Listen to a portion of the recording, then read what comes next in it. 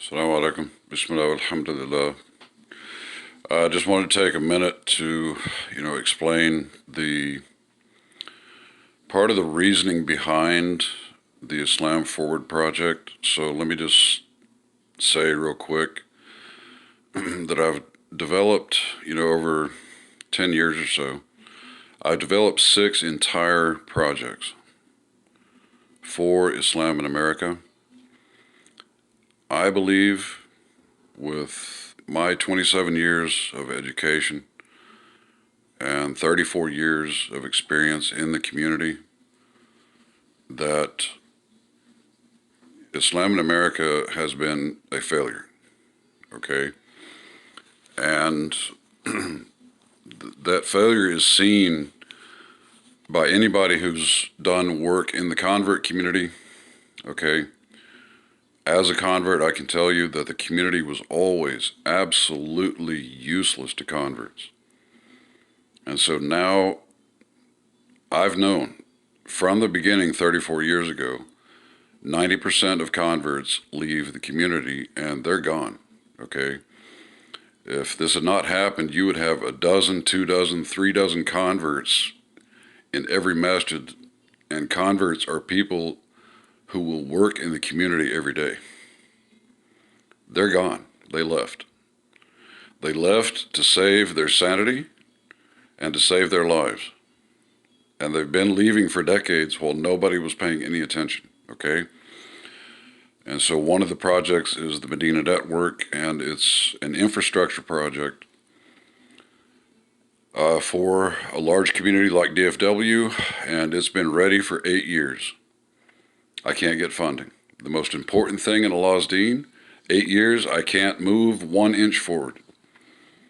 No support, no help, okay? But other projects that I wanted to hit on right now is Islam Forward. And I started this concept back 10 years ago in 2011. I had spent about 6 months as an organizer with Occupy Wall Street. And at the time, I noticed that every kind of group was out there. And there were people even from other religions. Of course, most were atheists, but there were Christians there and Hare Krishnas and Jewish people. There were very few Muslims, okay? But so at that same time then I had begun the idea of Islam Forward and the idea of a fiqh of community, okay? These are badly needed. Islam in America has never been defined, okay? And without a fiqh of community, there's not a single Muslim here who is even under the amara of Allah's Deen. You must be under a fiqh of community, or you're not even honestly, like technically, you're not even in Islam, okay? That's a different discussion. But part of the reasoning behind Islam Forward, isn't just because I have a background in economics. I understand public policy. I have, 40 years of experience, honestly, with American politics and events of the world, okay? But I believed that the Masaajid would gradually grow depopulated, okay? There would be fewer and fewer Muslims attending, and I believe that that's what's been happening. I've seen many masajid have dwindled away to nothing, okay? And my particular reason is that as the economic and political conditions intensify over time,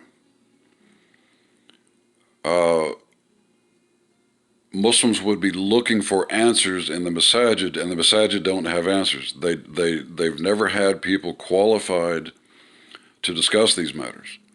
And so you would have, like every Muslim would have like this major concern in their daily lives, and they go to the masjid and it's completely ignored, okay?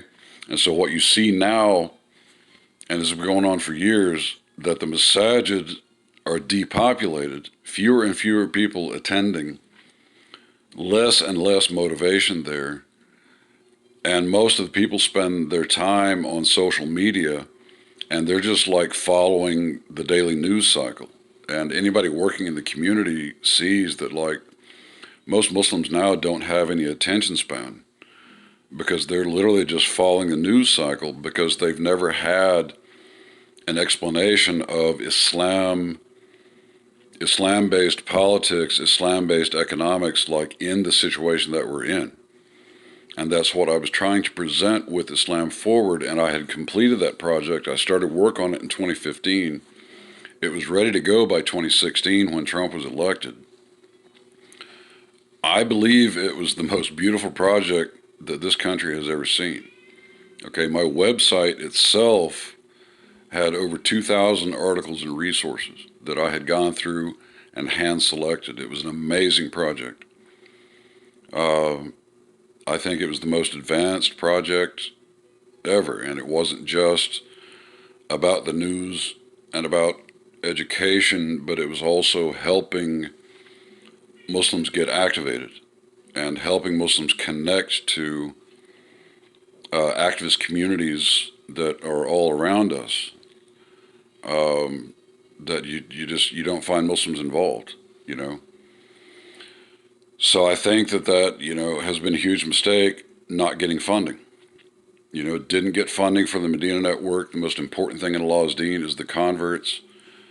The Muslims screwed that up, and not getting funding for Islam Forward. And honestly, like, all Western scholars are in agreement. I'm talking about historians, economic scholars of economics. I'm talking about professors in the universities are warning and have been warning. Okay, fascism and authoritarianism are rising. They are rising. Okay, the election of Biden did not stop that. He is authoritarian, and fascism has continued growing, not just in the U.S., but all over Europe, India, South America, of course, Israel, parts of the Middle East. This is a global fascism that Western scholars are warning about, and I don't see yet, when I've been ready to go for almost 6 years now, I don't see yet an organized response from Muslims in the U.S. The Jewish people they've been organizing for years. The socialists, they've been organizing for years. The Muslims are still drinking tea. Okay? But I just wanted to explain that's, when you see Masaajid really struggling now, so many can't pay their bills. There's very little interest in them. And it's because you've not had the people qualified to discuss the matters that are on their minds. And the only Islam that was ever taught, honestly, is ibadah and akhlaq, your personal Islam. But people have major social concerns, political concerns, economic concerns. That's why I developed Islam Forward. Okay, so I hope that you can help me get a chance to present this. I